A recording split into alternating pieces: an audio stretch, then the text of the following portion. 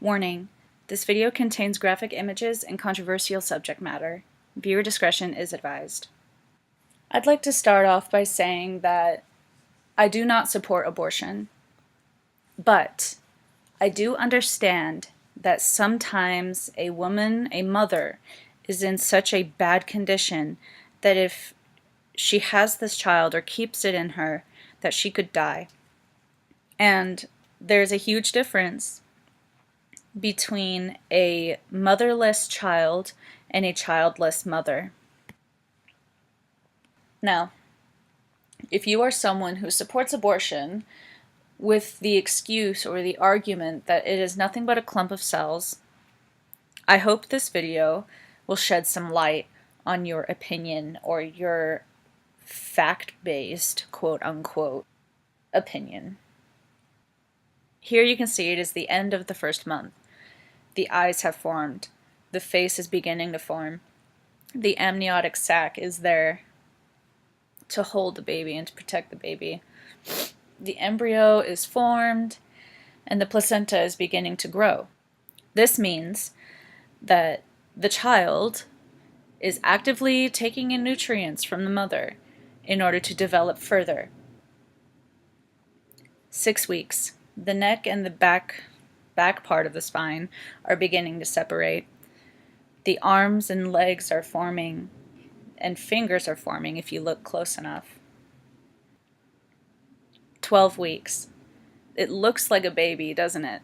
Does it look like just a clump of cells? Does it look like a tumor? The fingers are more prominent, the toes are more prominent, their ears are forming, the head is separating itself further from the back of the spine. The skull is beginning to form, and the organs, the internal organs, are beginning to form. This is what your 16-week child looks like in the womb. 20 weeks gestation. Neurological system is forming. The head is formed separately from the spine. It is no longer just one jarbled clump. It is its own body. It is its own individual. And it is feeling. 24 weeks, the face is more prominent and you can see its features. 32 weeks gestation, the baby is turned down, ready for birth. 36 weeks gestation, hair, fingernails, and toenails are forming.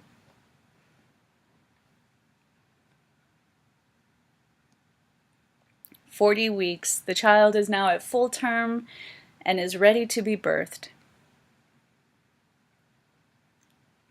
Now, if you still think, or believe, I should say, that the child during the entire duration of pregnancy for the whole 9 months is nothing but a clump of cells, then I encourage you to look further. Of course, I can't make you, but I encourage you to. My name is Dr. Anthony Levatino. I'm a practicing obstetrician-gynecologist, and I've performed over 1,200 abortions. Today I'm going to describe a first trimester surgical abortion called suction D&C, dilatation and curettage. This is the most frequently performed abortion and is used typically from 5 to 13 weeks of pregnancy. After administering anesthesia, the abortionist uses a speculum like this.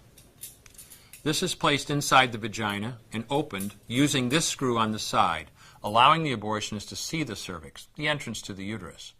The cervix acts as a gate that stays closed for the duration of pregnancy, protecting the baby until it is ready for birth. The abortionist uses a series of metal rods called dilators, like these, which increase in thickness, and inserts them into the cervix to dilate it, gaining access to the inside of the uterus where the baby resides. The baby has a heartbeat, fingers, toes, arms, and legs, but its bones are still weak and fragile. The abortionist takes a suction catheter like this one. This is a 14 French suction catheter. It's clear plastic, about 9 inches long, and it has a hole through the center. It is inserted through the cervix into the uterus. The suction machine is then turned on with a force 10 to 20 times more powerful than your household vacuum cleaner. The baby is rapidly torn apart by the force of the suction and squeezed through this tubing down into the suction machine, followed by the placenta. Though the uterus is mostly emptied at this point, one of the risks of a suction D&C is incomplete abortion. Essentially, pieces of the baby or placenta left behind. This can lead to infection or bleeding. In an attempt to prevent this, the abortionist uses a curette to scrape a lining of the uterus. The curette is basically a long-handled curved blade. Once the uterus is empty, the speculum is removed and the abortion is complete. The risks of suction D&C include perforation or laceration of the uterus or cervix, potentially damaging intestine, bladder, and nearby blood vessels, hemorrhage, infection, and in rare instances, even death. Future pregnancies are also at a greater risk for loss or premature delivery due to abortion-related trauma and injury to the cervix. My name is Dr. Anthony Levatino. I'm a practicing obstetrician-gynecologist, and I've performed over 1,200 abortions. Today I'm going to describe a second trimester surgical abortion called dilatation and evacuation, or D&E. A D&E is performed between 13 and 24 weeks of pregnancy. After administering anesthesia, the abortionist uses a weighted speculum, like this one, that opens the vagina widely. Because second trimester babies are so large, this greater access facilitates a late-term abortion. Late-term abortion requires that the cervix be prepared 24 to 48 hours in advance with laminaria. Laminaria is a type of sterilized seaweed that absorbs water over 8 to 12 hours and swells to several times its original diameter. Once removed, metal dilators can be used to further open the cervix as needed. Once the cervix has been stretched open, the suction tube is placed inside. A baby at 20 weeks gestation is as big as the length of my hand, from head to rump, not counting the legs. The suction machine is turned on, and pale yellow amniotic fluid surrounding the baby is suctioned out through the catheters. With babies this big, they don't fit through catheters this size. The baby's bones and skull are too strong to be torn apart by suction alone. This is a Sofer clamp. A Sofer clamp is made of stainless steel. It's about 13 inches long. The business end is about 2.5 inches long and 1/2 inch wide, and there are rows of sharp teeth.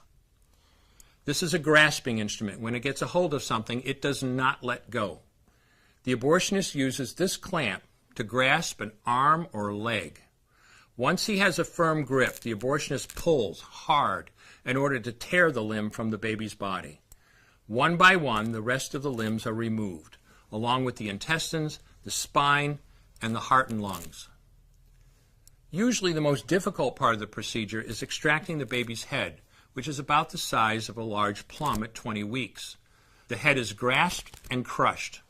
The abortionist knows he has crushed the skull when a white substance comes out of the cervix. This was the baby's brains. The abortionist then removes skull pieces.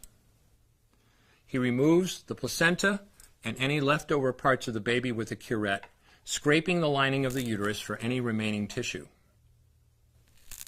The abortionist then collects the baby parts and reassembles them to make sure that there are 2 arms, 2 legs, and all the pieces. Once all the parts have been accounted for, the abortion is complete. For the woman, this procedure carries a significant risk of major complications, including perforation or laceration of the uterus or cervix, with possible damage to the bowel, bladder, and other maternal organs. Infection and hemorrhage can also occur, which can even lead to death. Future pregnancies are also at greater risk for loss or premature delivery due to abortion-related trauma and injury to the cervix.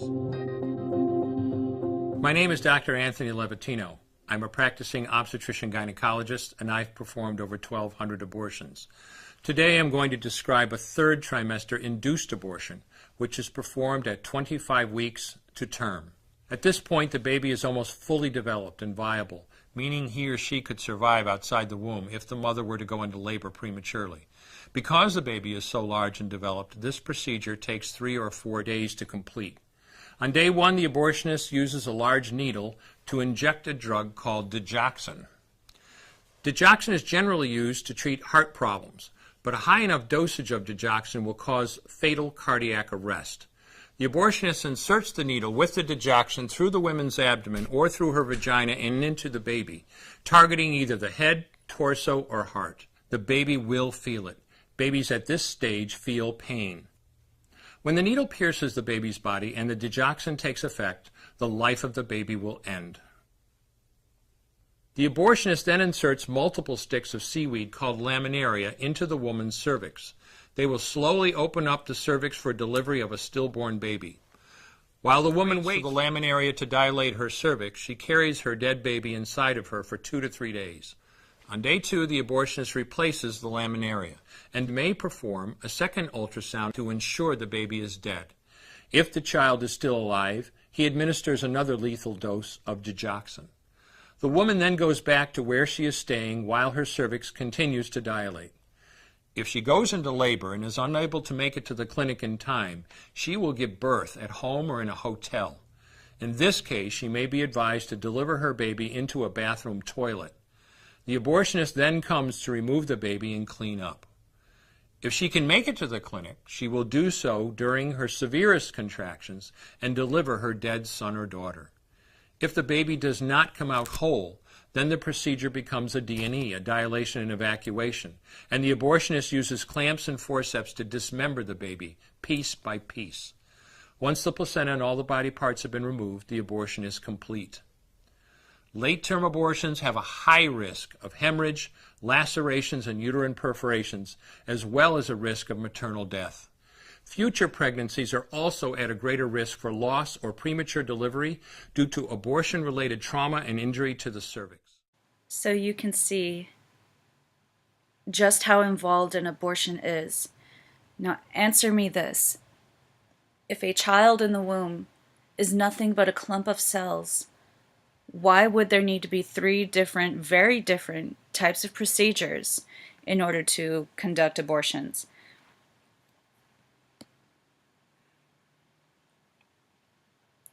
If you can watch this, look at these images, think about the reality of it, and still support abortion, then I am going to assume that there's something wrong with you. There's something not humanitarian about you at all.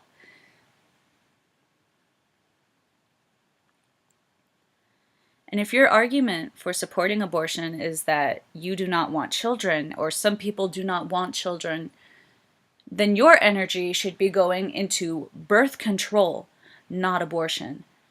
Abortion is murder, and abortion is nothing short of genocide.